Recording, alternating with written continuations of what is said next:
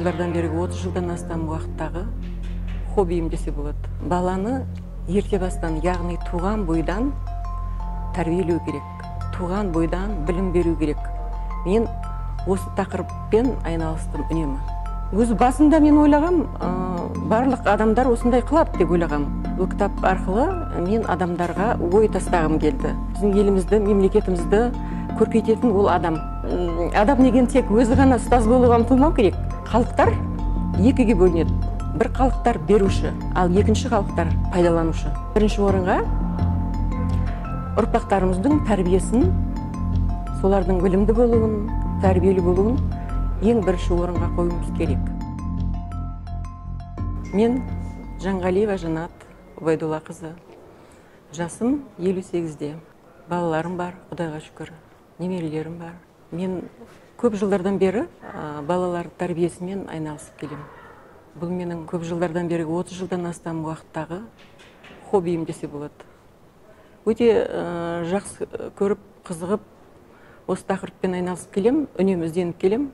Енді өзімнің тақырыбым туралы не айтсам екен? Менің тақырыбым баланы ерте бастан, яғни туған бойдан тәрбиелеу керек. Туған бойдан білім беру керек. Мен осы тақырыппен айналыстым үнемі. Өз басында мен ойлағам, барлық адамдар осындай қылады деп ойлағам.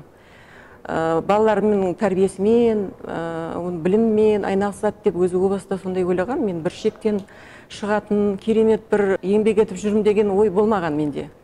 Кейін бертін келе қарасам, көп адамдар көңіл бөлмейді екен. Өзімнің туған туыстарым көңіл бөлмейді екен. Соларға айтып, кейін олардың нәтижесін көре бастадым да. Онан кейін мен ойлана бастадым, бұл туралы жазсам екен, кітап жаздым. Менің балам бақытты ма деген кітапты. Бұл кітапты жазғанда, бұл мотивация, басқаларға мотивация беру үшін жазылған еді. Бұл кітап арқылы мен адамдарға ой тастағым келді. Яғни кейбір кез келген атана ойлау керек та, менің балам, ол қызым өсіп жатыр, Құдайға шүкір. Ал осылар қалай сезінеді екен? Мен осы балалардың анасымын, әкесімін, бақытты ма екен? Менің балам. Деген сұрақ туындасын деген мақсатпен жаздым да, мотивация беру үшін. Оны жазымда қойдым енді өзім үшін. Онан кейін соңғы кездерде мен шетелдерде көп болам. Шетелде жүрген жерімде мен бірінші орынға шетелдердің адамдардың, дамыған мемлекеттердің адамдардың мінез құлқына, олар қалай балаларын, өз балаларына назар қояды, қалай тәрбиелейді, осыған көп жылдардан бері мен назар аударып келем, бақылап келем да. Сосын салыстыра бастадым. Біздің халқымыз қалай, айырмашылығы аспан мен жерде. Біздер басқаша қараймыз. Одан кейін бірте-бірте ой келді маған. Бұл раз мен біледі екен, осындай бір, менде бір осындай тақырып бар екен, осындай қызығушылығым бар екен, қасымдағы, айналамдағы адамдардан нәтижелер болып жатыр екен. Неге мен осыны басқа адамдарға таратпаймын? Мен бөлісуім керек, себебі мен өте біздің отанымыздың, халқымыздың болашағына алаңдаймын. Менің ойымша кез келген жер асты байлығы тұнып тұрған менде.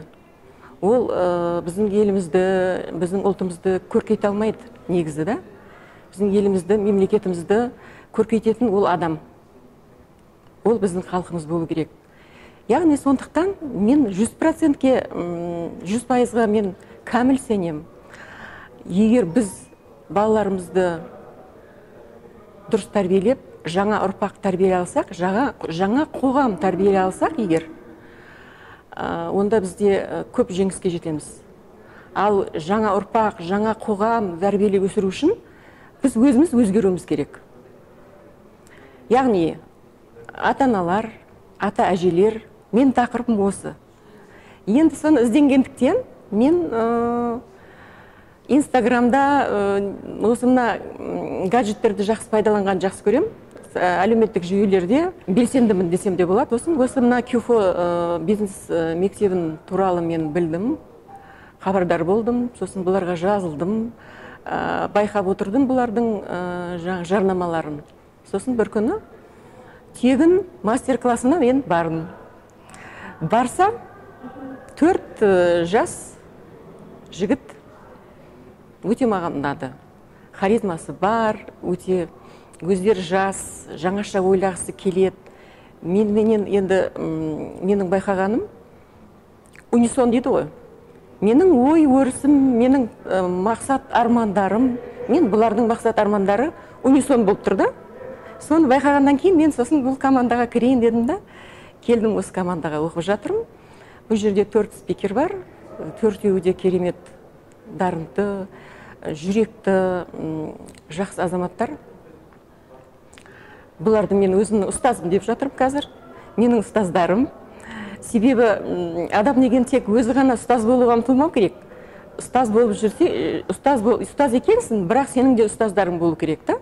Мен осы жігіттерді, осы балдарды, менің өз балаларым мен жасты балалар ғой бұлар. Өзім ұстазым деп Салтанат мырза, Исмаил мырза, Талғат мырза, Досан мырза деп атаймын. Енді менің өзімнің неме келсем, естественный отбор деген болады да. Халықтар екіге бөлінеді. Бір халықтар беруші, алға жетелеуші да. Ал екінші халықтар пайдаланушы. Беруші халықтардың болашағы әрқашанда зор. Олар ешқашан өшпейді, олар мәңгі. Ал алушы, тұтынушы халықтар, яғни паразит халықтар, олар жоғалып кетеді. Бір елдерде осындай айдың күн аманда, осындай заманда соғыстар болып жатыр да. Бір жерлерде Африкаларда аштық болып жатыр. Неге? Себебі олар тұтынушы ғана халықтар. Байқасаңыз да, тұтынушы елдерде тек қана цивилизацияның, ғылымның өнімдерін тұтынып пайдалануға ғана жараған халықтардың елінде, жерінде соғыстар және әртүрлі эпидемия, аурулар, аштықтар болып жатыр. Мен сондай біздің елімізде болғанын қаламаймын. Мен өзгеру керек деймін да. Біздің еліміз, біз айтамыз, біз 15 миллион азбыз дейміз да, ол ешқандай маңызды емес.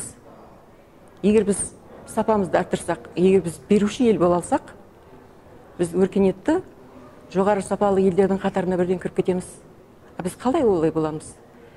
Олай болу үшін біз бірінші орынға ұрпақтарымыздың тәрбиесін, солардың білімді болуын, тәрбиелі болуын ең бірінші орынға қоюымыз керек. Дәл қазір біздің мемлекетімізде бүкіл соған условия бар. Балабақшалар бар, мектептер бар, дарынды балаларға арналған мектептер бар, барлығы бар.